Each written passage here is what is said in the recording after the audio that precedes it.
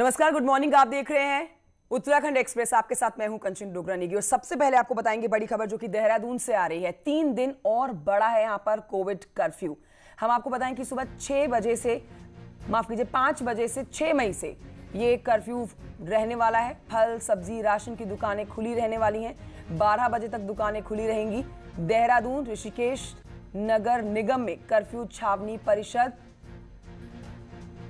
Clement town में curfew, गढ़ी cantt, Doiwala, विकास नगर में curfew.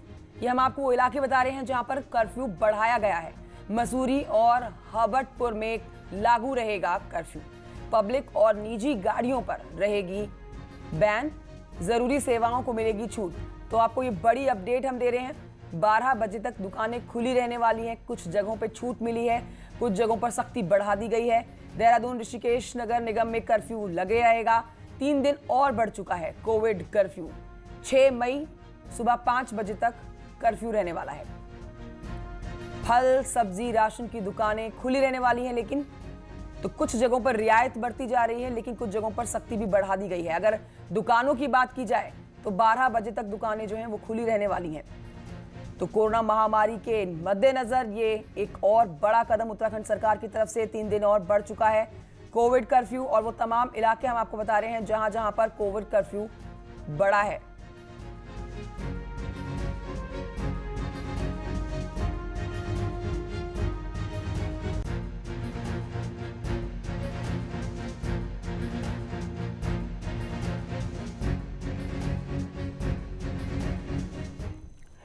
और अब आपको बताते हैं हरिद्वार में 6 मई तक बढ़ चुका है कोविड कर्फ्यू। 3 मई की सुबह खत्म होना था कर्फ्यू, लेकिन अब 3 दिन के लिए और बढ़ाया गया है। जरूरी दुकानें 12 बजे तक खोलने की अनुमति दी गई है। कोरोना के बढ़ते केसेस के बाद यह फैसला लिया गया है। उधम सिंह नगर में 6 मई तक कोविड कर्फ्यू लागू रहने वाला है। तो 3 दिन के लिए और कर्फ्यू बढ़ा दिया गया है। आज 3 तारीख है, तो आज के बाद 3 दिन और कुछ जगहों पर कोविड कर्फ्यू जारी रहने वाला है। 3 मई की सुबह खत्म होना था ये कर्फ्यू, यानी कि आज के दिन में ये कर्फ्यू खत्म होना था। मेरे साथ मेरे सहयोगी दीपांकर भट्ट और जानकारी के साथ जुड़ चुके हैं, उनकी तरफ रुख करते हैं। दीपांकर, आज ये कर्फ्यू खत्म होना था, लेकिन अब कोविड के मद्देनजर इस कर्फ्यू को 3 दिन के लिए और बढ़ा दिया गया है। लोगों का क्या रिएक्शन आ रहा है? और कुछ जगहों पर सख्ती बढ़ती जा रही है, कुछ जगहों पर रियायत दी गई है।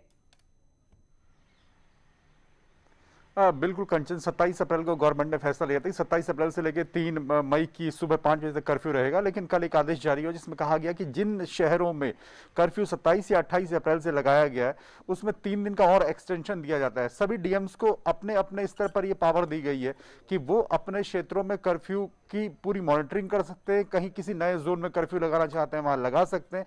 इसके लिए डीएम पूरी तरीके से फ्री रखे गए। और जितने शहरों की आपने बात की, चाहे वो देहरादून हो, हरिद्वार हो, कोटद्वार हो, ऋषिकेश हो, इसके अलावा जो कैंट एरियाज हो, या फिर उधम सिंह नगर हो, या फिर बाकी रुद्रपुर हो, हल्द्वानी हो, इन सभी जगहों पर कर्फ्यू अगले 3 दिन के लिए रहेगा। सरकार की कोशिश यह है कि इस चेन को किसी तरीके से ब्रेक किया जाए।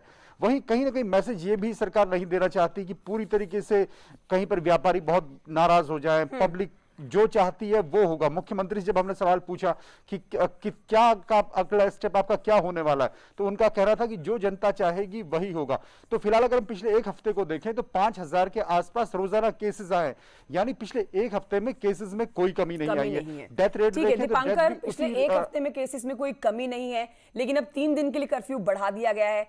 आप वहां पर मौजूद हैं, आप लोगों को देखते हैं, लोगों की तरफ से क्या रिएक्शन आता है? दुकानों में रियायत बढ़ती गई है, 12 बजे तक जो जरूरी काम है, जो जरूरी दुकानें हैं वो खोली जाएंगी, लेकिन उन दुकानदारों का क्या रिएक्शन है? और जो लोग जरूरी सामान लेने के लिए पहुंच रहे हैं, क्या वो इस सख्ती से सहमति दिखाते हैं सरकार के साथ?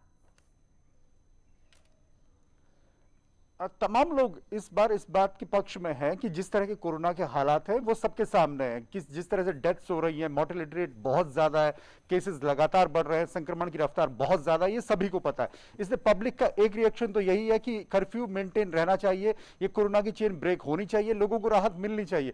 लेकिन वही लोग ये भी चाहते हैं कि उन्हें रियायतें भी मिले। जिस तरह मार्केट खुल रही है, मार्केट की टाइमिंग्स रहे, जो जरूरी सामान है वो सही वक्त पर खरीद पाए, किसी की शादी का फंक्शन है या कोई दूसरा फंक्शन है वहां पर उन्हें रियायतें मिले, ले, 25 की संख्या सिर्फ शादियों में रहेगी। यानी सरकार और जनता के बीच एक कोऑर्डिनेशन बनाने की कोशिश यहां पर है। लेकिन सबसे बड़ी बात यही होगी कंचन की, अगर हम 3 दिन कर्फ्यू को एक्सटेंड भी कर रहे हैं और अगले 3 दिन और भी करना पड़े, पर सबसे बड़ी बात है चेन ब्रेक होनी चाहिए। जब तक नंबर में कमी नहीं आएगी, इसका एक ही सोल्यूशन है कि आप या तो कर्फ्यू लगाकर रखें। यही एक लास्ट सोल्यूशन इस वक्त गवर्नमेंट के पास भी है और पब्लिक के लिए भी यही सोल्यूशन है फिलहाल। ठीक है दीपांकर, लेकिन हम अगर आगे की सोचें, देखिए एक हफ्ते की अगर देखो पीछे के नतीजे देखे जाएं तो कोई कमी नहीं है, 5000 से नीचे केसेस नहीं आ रहे हैं।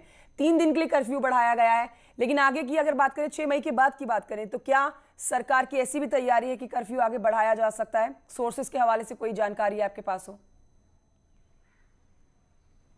बिल्कुल यही बात जो कल निकल कर आई थी कि सरकार ये भी नहीं चाहती कि 1 हफ्ते या 10 दिन या 15 दिन का कर्फ्यू एक साथ लगा दिया जाए।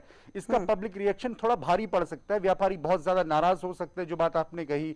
पब्लिक के बीच में एक हो सकता है कि सरकार पूरा कर्फ्यू लगाना चाहती है। लेकिन कंचन, जिस तरह हम पूरे देश में देख रहे हैं, दिल्ली जैसे राजधानी क्षेत्र है, देश की राजधानी है, वहां पर भी एक ऑप्शन गवर्नमेंट के पास सिर्फ कर्फ्यू है।